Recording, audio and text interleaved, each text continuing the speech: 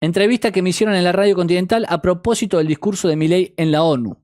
Bien, a propósito del discurso de Milei en ONU. A ver, Agustín, les aclaro, amigos, el último libro de Agustín, que se llama Globalismo, que ya lo mostró varias veces ya lo tiene en la mano, lo mostró varias veces en sus vivos, que sale a partir de octubre, bien, o sea, a partir de nada, ahora el mes que viene. Él estudió muy, muy específicamente estas agendas. La tiene, o sea, es el tema que lo tiene bien fresco, bien estudiado, en profundidad. Tiene un libro de 600 páginas escrito al respecto. Y por eso yo les diría que hoy es la máxima autoridad para hablar sobre estos temas. O sea, realmente ha estudiado de dónde vienen los financiamientos, de cuáles son los propósitos, cómo se generaron estas agendas, cuándo aparecieron, cómo fueron desvirtuando, que un poco lo explica Milei en el discurso. Entonces, los invito a dejar vuestros likes. Sí, exactamente, dejen sus me gusta, amigos, por favor. Gracias por suscribirse al canal y gracias por también, a ver, los voy a dejar acá el mensaje. Gracias por colaborar con nosotros, gracias por los superchats, muchas gracias por colaborar. Les dejo, bueno, ahora les dejo el mensaje ahí. Vamos a escucharlo a Agustín, que insisto, tiene bastante autoridad en este sentido, por justamente el último libro que acaba de salir. Bien, a ver. En primer lugar, te tengo que decir que la Agenda 2030 es un fiasco total, porque si es la agenda que cuida la salud, el desarrollo de los pueblos y el medio ambiente, estamos hoy mucho peor que en el año 2015 en todas esas variables que has mencionado, y el año 2015 ha sido el año en que empezó la Agenda 2030. Esto no lo digo yo, lo dice la propia ONU. En prácticamente todos los objetivos, que son 17, hoy estamos peor que en el año 2015. Mencioname algunos, por ejemplo. Por ejemplo, hambre cero. Por ejemplo, fin de la pobreza. Entonces, acá el gran... Otro más, fin de las guerras, ese número 16. Otro más. Vean, le pregunta, mencioname alguno, y la tiene Agustín, lo tiene estudiadísimo. Agua potable para como todos. Siempre, ¿no? Otro más, escolarización universal. Entonces, cuando uno se pone a pensar esto un segundo, dice, oigan, ¿realmente esto era factible? A ver, algo, amigos, que les aclaro. Ahora empieza la entrevista bien. Eso es un adelanto que siempre que hacen cuando sube algunos videos. Una cuestión que les aclaro. El otro día, cuando leímos el tweet de él, que Milei lo retuiteó y que digamos, lo escucha en estos temas claramente, porque lo retuitea siempre que habla de estos temas y por eso están en sintonía, ¿no? Uno de los temas que menciona Agustín justamente en el tweet que leímos el otro día, y que es gran parte de la tesis de su libro, o una de las tesis de su nuevo libro, es esto que es clave, que es importantísimo de mencionar, y que lo acaba de decir justamente, que es la Agenda 2030, así como ahora la Agenda 2045, se pone metas que son incumplibles. No saben que no las van a poder cumplir. Se ponen metas utópicas. Se ponen metas que sabe que los países que adhieren a esas agendas no van a llegar a cumplirlas. ¿Por qué? Para poder echar culpas. Ya lo mencioné varias veces a esto porque me encantó esa parte de esa aclaración, e insisto, es parte de la tesis que escribe Agustín en este nuevo libro. Les gusta echar culpas porque ellos hacen que vos vengas como país, adhieras a esta agenda, digas, sí, yo voy a tratar de cumplir con estos objetivos, que son los objetivos que ellos te dicen, vos adherís como país a esa agenda, y después, obviamente, no podés cumplir esos objetivos porque son bastante absurdos. Entonces después vienen y te dicen, che, no llegaste, no cumpliste, necesitamos reforzar nuestra agenda, necesitamos más poder nosotros para que ustedes como países puedan cumplir estas agendas. ¿Bien? Entonces vuelven a renovar la agenda, la profundizan, no solo la renuevan porque dicen no llegamos al 2030, necesitamos ir a 2045, sino que profundizan en sus objetivos, los renuevan y encima piden más poder. Porque dicen, bueno, con este poder no hemos llegado, necesitamos más poder. Necesitamos que inviertan más en nosotros, que nos deleguen más poder, ¿bien? O sea, ese es uno de los puntos principales que marca Agustín en el libro y que lo marcó el otro día muy bien en este tweet que leímos. A ver.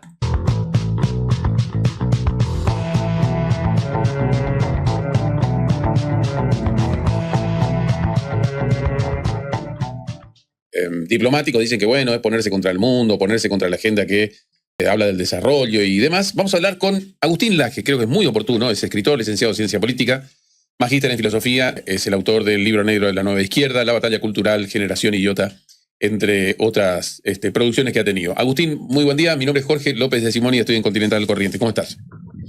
¿Qué tal, Jorge? Muy buen día, gracias por la comunicación. Antes que nada te cuento que estoy en ruta Ajá. Entonces espero que no tengamos ningún problema de señal, porque Bueno. viste que las rutas a veces no se van. Pero lo vamos a entender si ocurre. Vamos a intentar, eso es. Bueno, Gracias. a ver, vos ayer publicaste un tuit interesante, que por eso un poco queríamos conversar con vos. Le cuento a la gente, si me permitís. Sí. El tuit dice: el presidente ha dado una vez más un ejemplo de libertad y democracia al mundo entero. La Agenda 2030 fue diseñada por apenas 87 personas que los pueblos no eligieron y, peor, ni siquiera la conocen. Es decir, menos de un centenar de personas pretenden imponer un modelo político, económico, social y cultural condensados en 17 objetivos y 169 metas a 8.000 millones de seres humanos. Esta es la parte del inicio del tuit.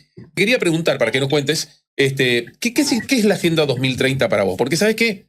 La gran mayoría de la gente, que obviamente que no tiene obligación de estar al tanto de todos los temas, dice, no, bueno, se vendió la Agenda 2030 como es la agenda que cuida el medio ambiente, que cuida la salud y que cuida el desarrollo de los pueblos. Ahora, para vos, ¿qué es la Agenda 2030? Bueno, en primer lugar te tengo que decir que la Agenda 2030 es un fiasco total, porque si es la agenda que cuida la salud, el desarrollo de los pueblos y el medio ambiente, estamos hoy mucho peor que en el año 2015 en todas esas variables que has mencionado, y el año 2015 ha sido el año en que empezó la Agenda 2030. Esto no lo digo yo, lo dice la propia ONU. En prácticamente todos los objetivos, que son 17, hoy estamos peor que en el año 2015. Mencioname algunos, por ejemplo. Por ejemplo, hambre cero. Por ejemplo, fin de la pobreza. Entonces, acá otro más, fin de las guerras, ese número 16. Otro más, agua potable para todos. Otro más, escolarización universal. Entonces, cuando uno se pone a pensar esto un segundo, dice, oigan, ¿realmente esto era factible? Es decir, instalar 17 objetivos maximalistas. Ahí está, utópicos, para ser cumplidos entre el año 2015 y el año 2030. Objetivos tales como hambre cero. ¿Era factible? No, no era factible. Entonces, ¿por qué lo hacen? Bueno, porque ya lo han venido haciendo con otras agendas y le ha dado resultado en cuanto a lo que realmente persiguen, que es incrementar el poder político de los organismos internacionales. Exacto. La agenda anterior se llamaba Agenda de los Objetivos de Desarrollo del Milenio.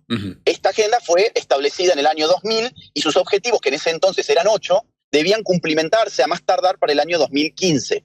En el año 2012, cuando se dan cuenta que ninguno de los 8 objetivos están cerca de cumplirse, sino que todo lo contrario, estábamos realmente muy mal en todos esos objetivos, pegan un volantazo en Río +20, que es una de las conferencias de la ONU del año 2012. Sí, la recuerdo. Y dicen, vamos a hacer una nueva agenda, la Agenda 2030. Y cuando uno ve finalmente qué surge de esto, la Agenda 2030, te das que ya no son 8 objetivos, sino que son 17, más del doble. Y te das que son 169 metas, ¿bien?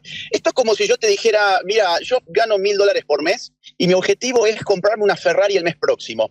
Vos me vas a decir, no, mira, sabés que tu objetivo es ilusorio, no vas a poder con ese objetivo. Efectivamente, llega el mes próximo, yo no me he comprado la Ferrari y yo te digo, mira, no te preocupes, voy a establecer un nuevo objetivo. El mes que viene me voy a comprar un cohete espacial para ir a la Luna. O sea, vos me vas a decir, Ajá. la verdad, vos me vas a decir, la verdad, sos muy tonto, porque si no pudiste con la Ferrari, ¿para qué vas a querer comprar un cohete espacial para ir a la Luna? Bueno, esto es la Agenda 2030. Es un engaño y que ahora, como también está fracasando, lo que dice es, vamos a redefinir, vamos a incrementar los objetivos y vamos a dar un nuevo plazo hasta el año 2045. Eso se llama hoy Pacto del Futuro, que va a transformar la Agenda 2030 en Agenda 2045. Perfecto. De eso es lo que nos salimos. Se entiende, Sí. Entiendo el corazón de tu postura, para mí está clarísimo. ¿Qué buscan, según tu interpretación, los líderes, estos 87 líderes a los que vas a hacer referencia? Acá está el Foro Económico Mundial, la Organización Mundial de la Salud, supongo que por ahí va, la Organización de Naciones Unidas, entre otras cosas, ¿no es cierto? ¿Qué buscan? Sí. Mira, buscan minar la soberanía de las naciones. Ellos tienen una filosofía política que la han venido, digamos, estableciendo hasta el cansancio en todos sus foros globales. Según ellos, dado que el mundo está globalizado, la economía está globalizada, hay problemas, los más urgentes de todos serían de naturaleza global y el Estado Nacional no es suficiente para hacerse cargo de esos problemas. Por lo tanto, lo que habría que instaurar es algo que ellos mismos le llaman gobernanza global.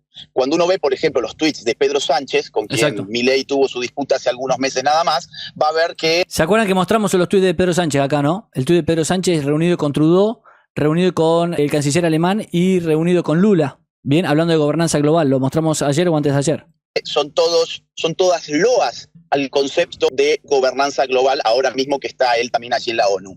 Lo que ellos requieren es más poder político para los organismos internacionales para establecer el rumbo del mundo. Eso es lo que buscan tanto el Foro Económico Mundial como Naciones Unidas y otro tipo de entidades del estilo. En el caso del manejo que se ha hecho por parte de la Organización Mundial de la Salud, sobre todo en los últimos 10 años, te diría, pero el manejo tiene que ver con pandemias, recomendaciones, alertas. Yo le contaba a un compañero hoy más temprano que vivimos casi en estado de terror permanente con la cuestión de la salud, ¿no? Que yo no sé si esto está manipulado o no, supongo que vos tenés tu posición sobre esto, porque hoy, de hecho, lo vimos durante la vigencia de la pandemia. Si no te vacunabas, por ejemplo, eras casi un muerto civil, no podías sacar un crédito, no podías ir a una oficina del Estado, sacarte un certificado de buena conducta, ¿no? Estas son cosas que a mí, por supuesto, me hacen ruido, pero que quiero entender si está también dentro de tu concepto o de tu concepción de estas cosas. Mira, sin lugar a dudas, y de hecho encaja perfectamente con lo que acabo de responderte. La pandemia etimológicamente incluso significa todo, ¿no? Es todo, es distinta de la epidemia. La pandemia es universal, o sea que la pandemia requeriría ya no de una actividad gubernamental de tipo nacional, sino que necesitaríamos una entidad que gobierne la salud del mundo. Eso es la OMS, ni más ni menos. Ahora, a diferencia de un Ministerio de Salud que es de índole público, es decir, es parte del espacio público, la OMS es público-privado. De hecho, el que siempre está entre el puesto número 1 y número 2 de los máximos financistas, Soros, de acuerdo en qué año lo tomes, es Bill Gates. Bill Gates, vos podés entrar hoy en la base de datos de su fundación y vas a ver que la entidad que más dinero le ha venido dando desde que existe su fundación, y estamos hablando de miles de millones de dólares, directamente miles de millones de dólares, es a la OMS. Bien, entonces la OMS tiene un rol muy importante, sobre todo en un momento en el que la gente tiene por religión la salud. Nuestra nueva religión es la salud, el mandato es extender la vida lo máximo posible a costa incluso de la libertad personal, y en la pandemia eso se manifestó de una manera muy clara. Nos llamaron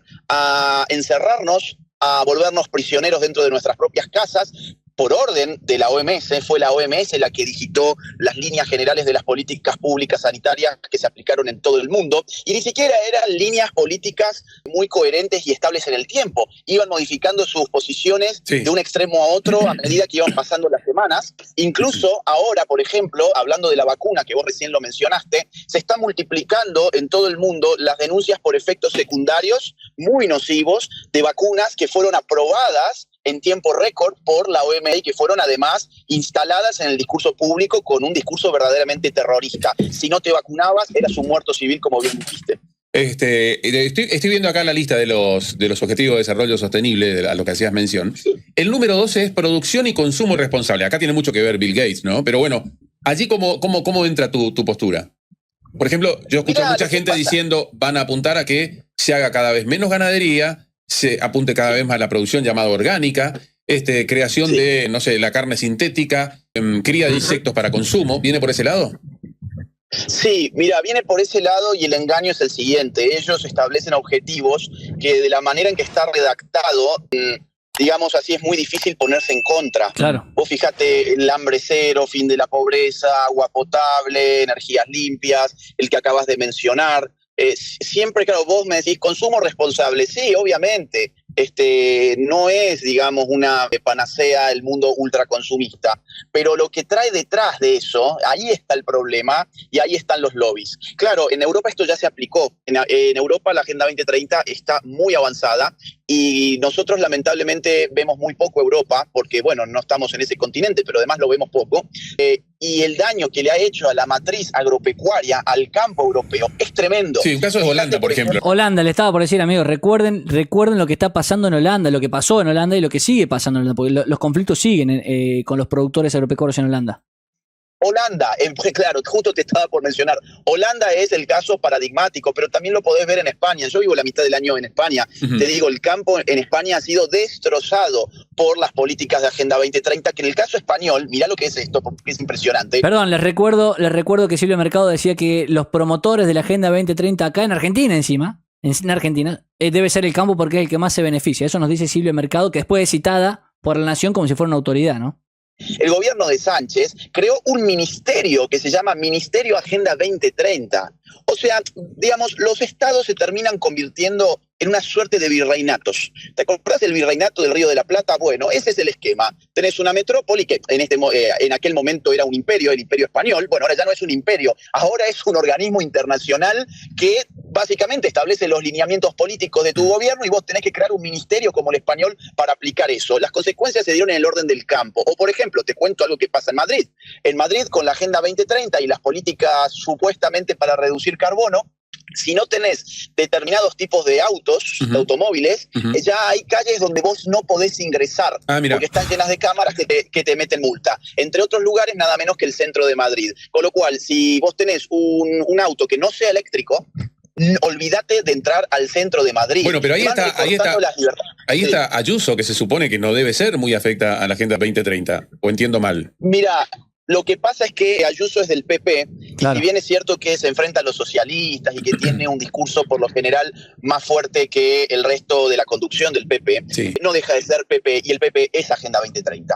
El PP, de hecho, en el Parlamento Europeo vota junto con el socialismo de Pedro Sánchez, el 90% de las leyes europeas lo votan juntos. Bueno, saliendo Sí. de Europa, podríamos hablar de la cuestión de la producción orgánica. El caso de Sri Lanka, por ejemplo, también podríamos mencionar. Yo ahora no tengo mucho tiempo, pero me gustaría conversar después más in extenso de estos temas, por supuesto, con vos, si no tuvieras problema. Ah, ¿se cortó? Pero claro. Hola, ¿sí? ¿Se escucha? Sí, se escucha, perdón. Pensé que se había cortado. ¿Sí me decías? No, mira, en el caso africano, porque claro, es que esto es increíble, pero esto aplica a todo el mundo, es impresionante. El caso africano, una de las cosas que más le interesa a la ONU en África, además de la matriz productiva, que es de lo que estamos hablando, le interesa que esa gente se deje de reproducir. Bueno, ¿se cortó, parece? Ahí sí, parece que se perdió la comunicación. Bueno, él había comentado que estaba en ruta. Vamos a ver si podemos reconectar las metas, porque cada objetivo está desagregado en varias metas. Perdón, Agustín, vos sabés que tuvimos un microcorte de unos 10 segundos. La última parte que no escuché lo que me decía que en África están pensando que no se reproduzca más gente, digamos, ¿es así? Sí, lo que les alarma de África a los globalistas es la natalidad africana. Que la natalidad africana, gracias a Dios, sigue siendo alta.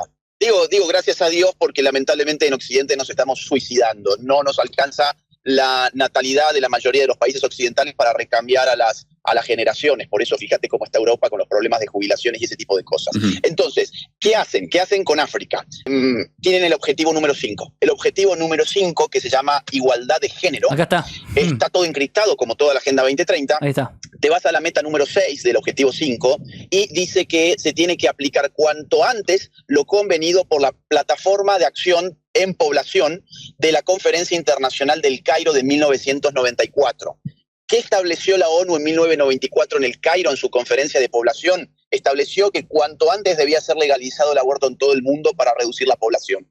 Así como lo escuchás, no por los pañuelitos verdes, no por la zaraza de los derechos sexuales y reproductivos, sino que el verdadero problema que enfrentó la ONU a nivel población era el crecimiento de la natalidad, especialmente en África y en América Latina. Especialmente África y América Latina están en el blanco de la reducción de la natalidad.